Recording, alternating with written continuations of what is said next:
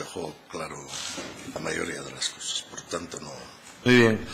Antes de continuar con el turno de preguntas, lo que le traslado es, en nombre de la comisión, mis disculpas por un error en la citación.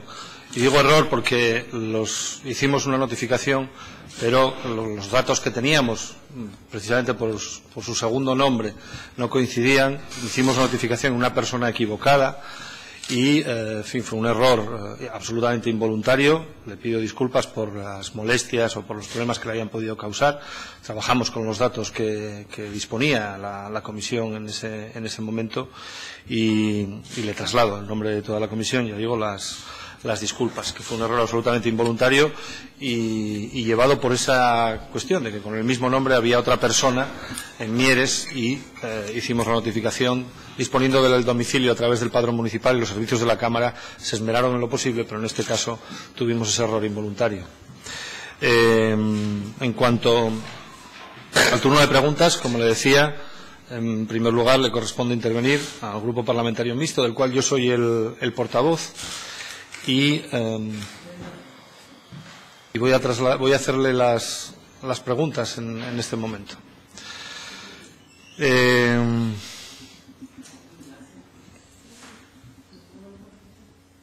No, tenemos que continuar así.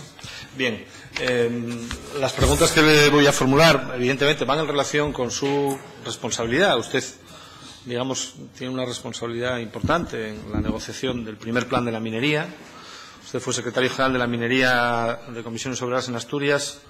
¿En qué periodo? Hasta el año 2000. Hasta el año 2000.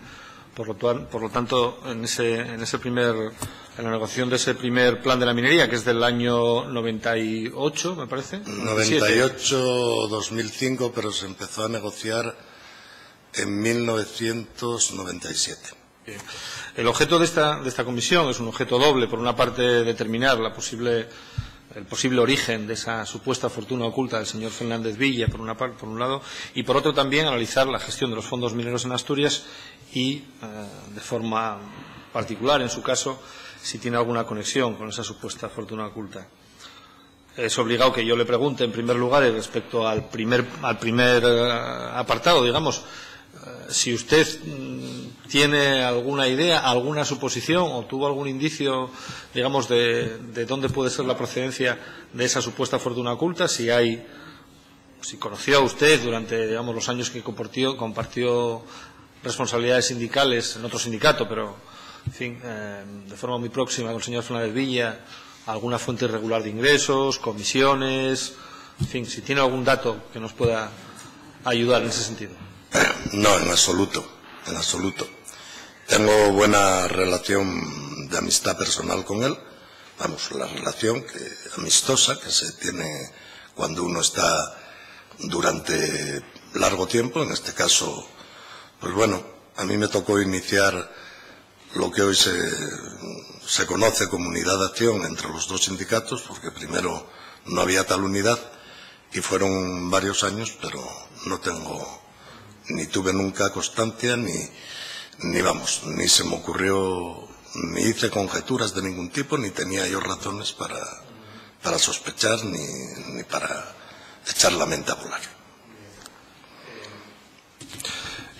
Durante ese periodo se produjo la negociación, como usted dice, del primer plan de la minería, donde se acompaña también con una dotación muy importante de fondos, lo que se llamaban los fondos mineros, para infraestructuras, para formación, o sea, para becas para formación y para ayudas a empresas, ¿no? Cuando se diseña, digamos, el modelo de gestión de esos fondos mineros, hay un peso muy importante, digamos, de la parte social, de la parte sindical, en las mesas regionales de la minería, ¿no? ¿Ustedes entendían que la gestión de esos fondos mineros que acompañaban a esos planes de la minería, en fin, tenía que tener un componente sindical importante? A ver, los fondos mineros, en el primer plan, en el 98-2005, pues tienen un tratamiento un tanto peculiar en Asturias. Por razones que son sobradamente conocidas, entre las relaciones del Gobierno de la Nación y el entonces Gobierno de Asturias. Eso impide, de alguna forma, que a través de la Junta General del Principado o del Gobierno Autónomo se desarrollen o se discutan los proyectos de los fondos mineros, ¿no?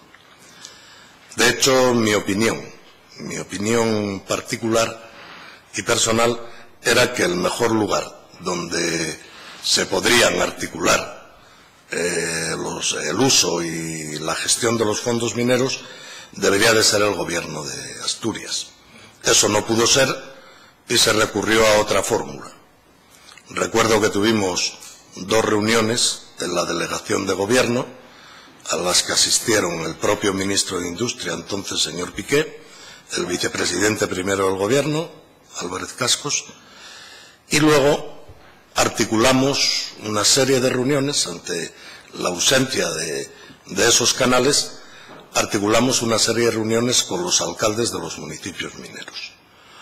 Las 2 organizaciones, los 2 proyectos, digamos, más importantes que yo conocí fueron el campus universitario de Mieres, por supuesto, y creo que otro proyecto así en tamaño y de aquella época importante era el proyecto de la autovía Grao-La Espina. Ese enlazaba, porque el occidente de Asturias, también zona minera, pues estaba un poco olvidado, ¿no?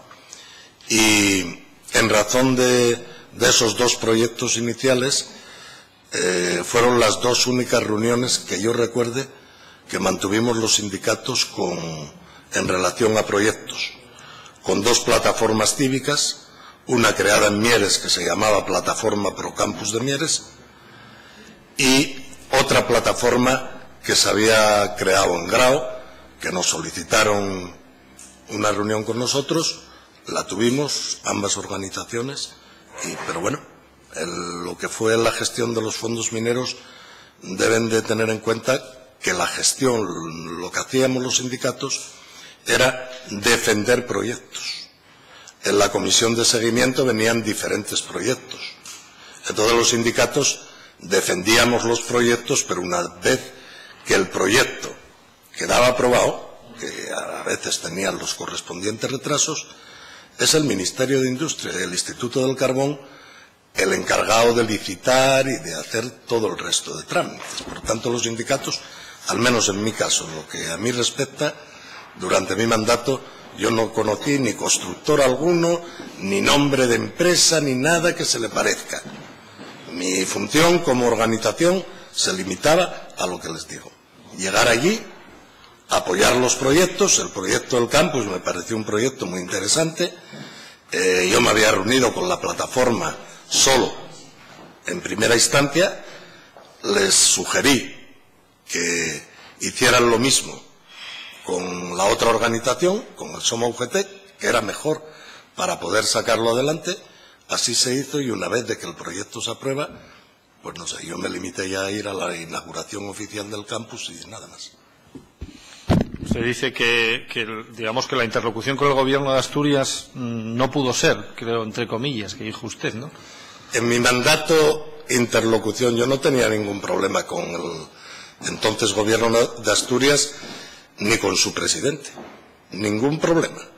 Porque en otras cuestiones distintas a lo que eran los fondos mineros, sí me relacioné. En conflictos laborales, como el de Duro Felguera, por ejemplo, y otros conflictos que hubo.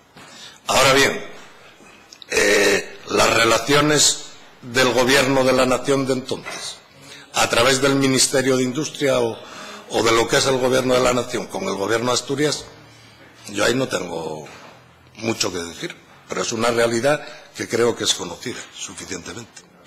Sí.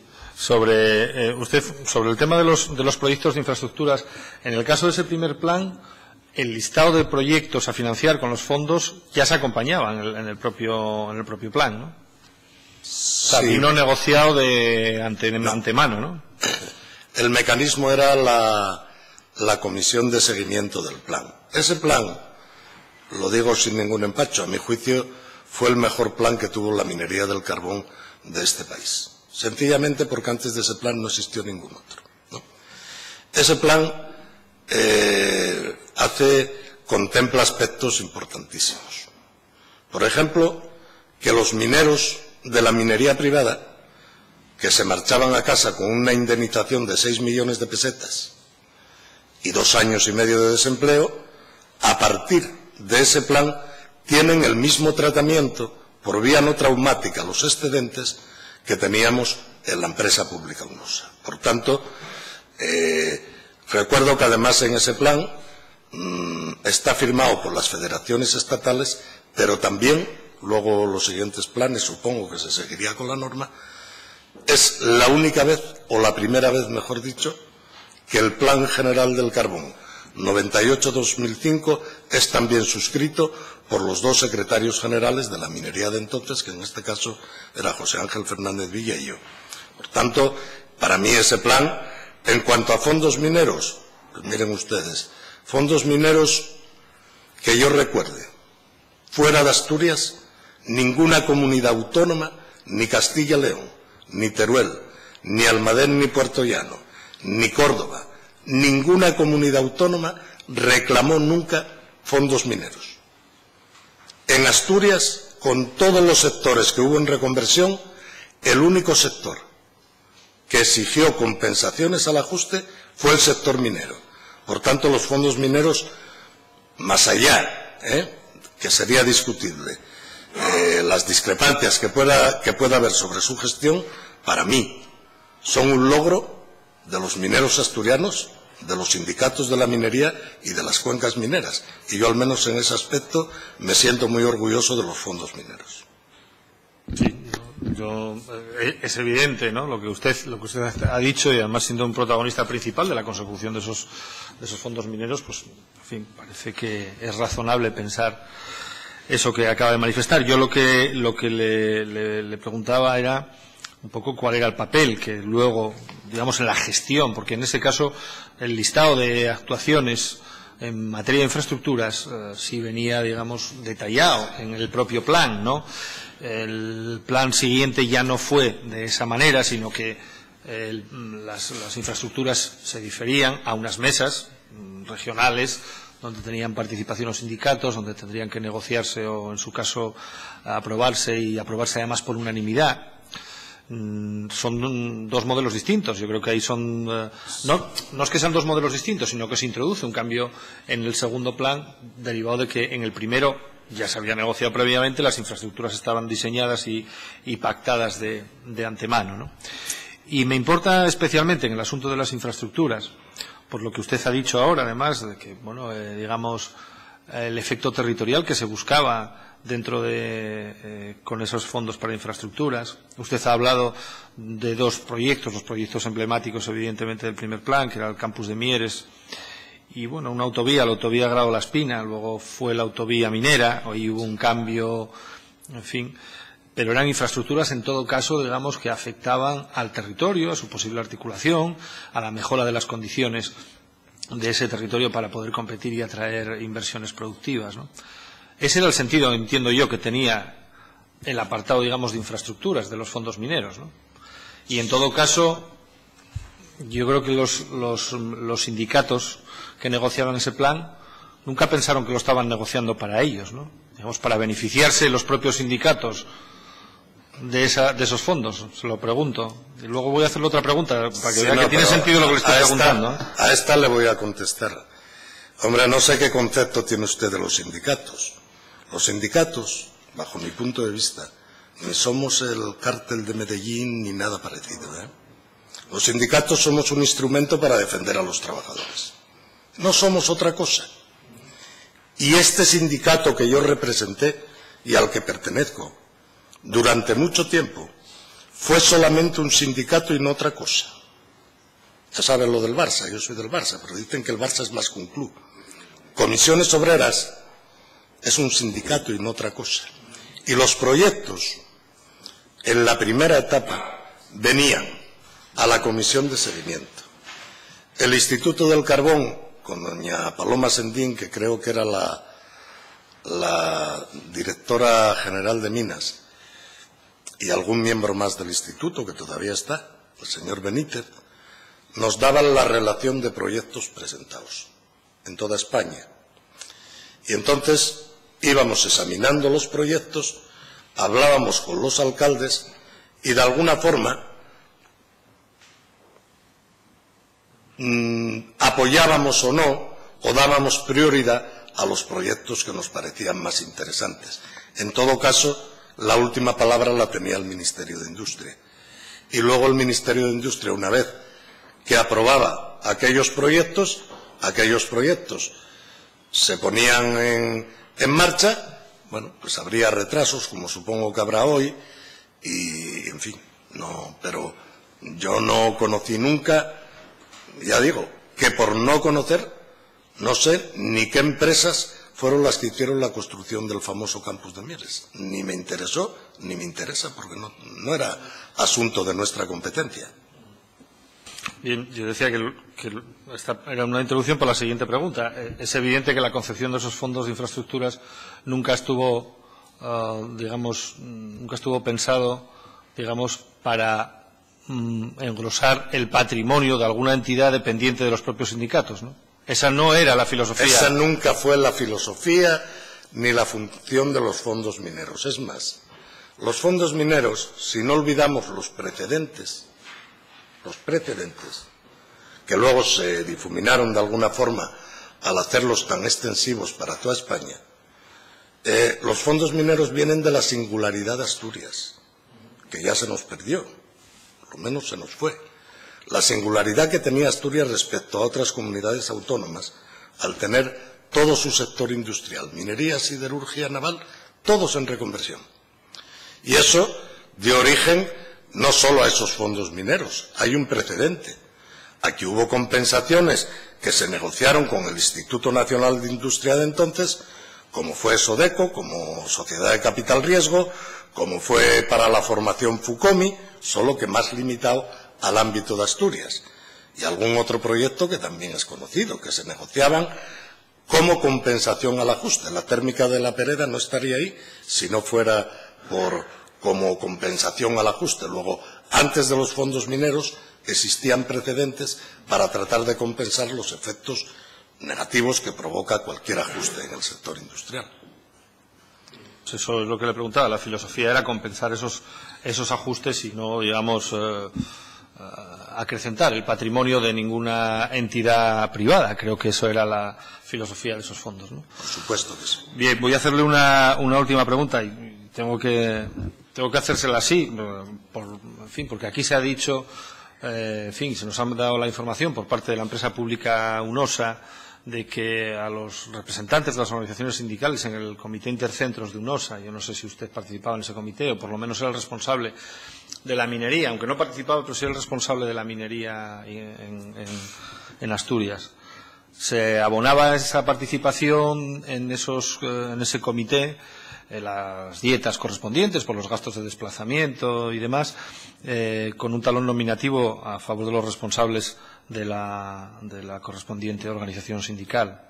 En el caso de comisiones también se hacía así y en su caso me imagino que eso se ingresaría en la caja del sindicato como un pago que era, entiendo yo, por lo menos unos así nos ha explicado que lo entendía, que era un pago, digamos, al sindicato o a los representantes del sindicato por los gastos que suponía desplazarse a ese comité intercentros, ¿no? Sí, vamos a ver.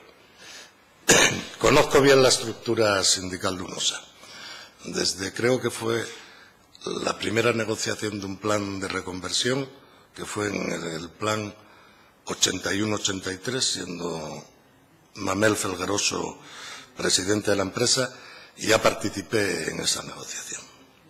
La estructura sindical de UNOSA es una estructura que en aquellos momentos era una empresa que tenía de 21.000 a 23.000 trabajadores. Por tanto, la representación sindical por las distintas unidades de producción era una representación sindical amplia. Y las negociaciones se hacían a veces en las zonas, porque había direcciones de zona de la propia empresa UNOSA, y se hacían también aquí.